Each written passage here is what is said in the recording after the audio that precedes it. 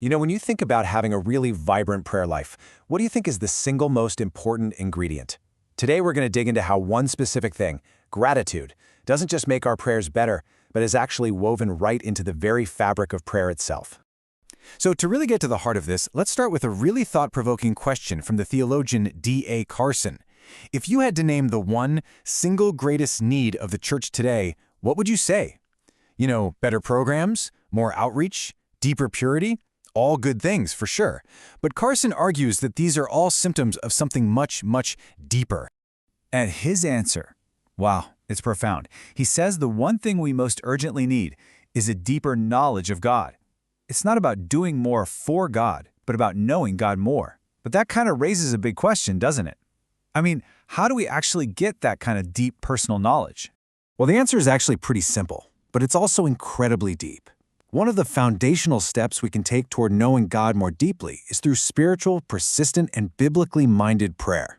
It's really the practical starting line for that relationship that our hearts are all longing for. Okay, so if prayer is the path forward, what does that path actually look like?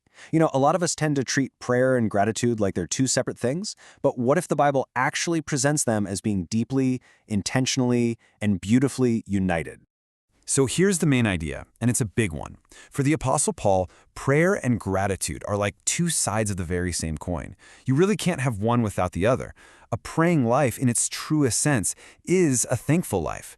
Thanksgiving isn't just some nice little add-on to our prayers. It is prayer. And you can see the proof right here. The pattern is just impossible to miss. Just look at how the Apostle Paul kicks off his letters. In Romans, Ephesians, Philippians, over and over again, the words thank and prayer are basically fused together.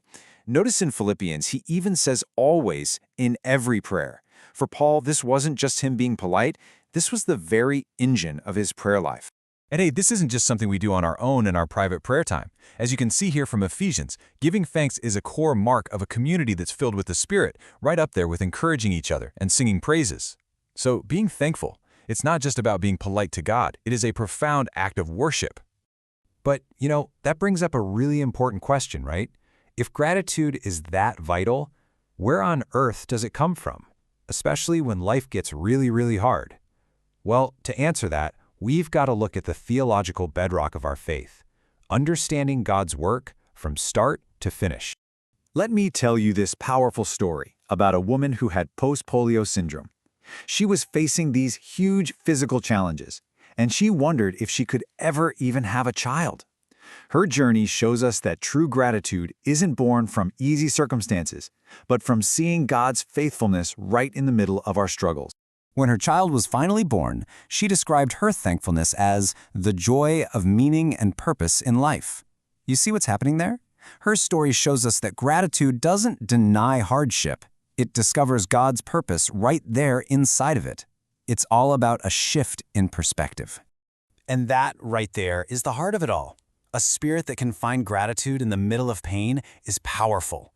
Powerful evidence of something supernatural. It shows that God is at work within us.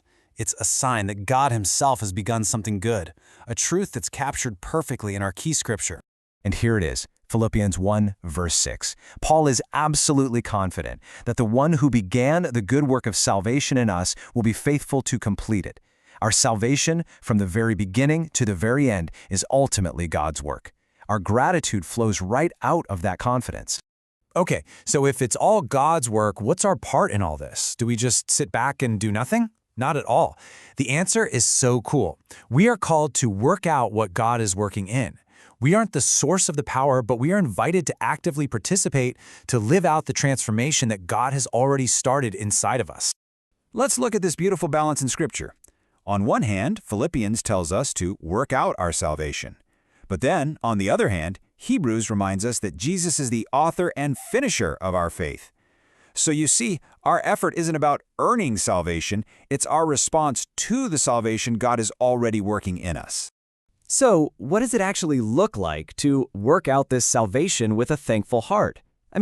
How does this deep theological truth change things when the alarm goes off on a Monday morning? Let's get practical and explore what it really means to live a thankful life.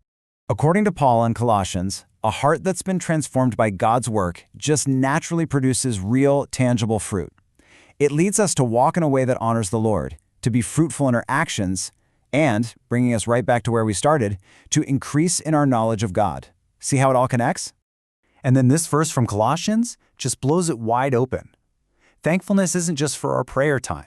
It's meant to reshape absolutely everything. Every word, every action, every single part of our day, all done in a spirit of gratitude to God. Okay, we've covered a lot. We've seen how prayer and gratitude are linked, and we've seen how they flow from God's work in us. So what's the one ultimate takeaway we really need to hold on to from all this? It's this: gratitude is not optional. It's evidence.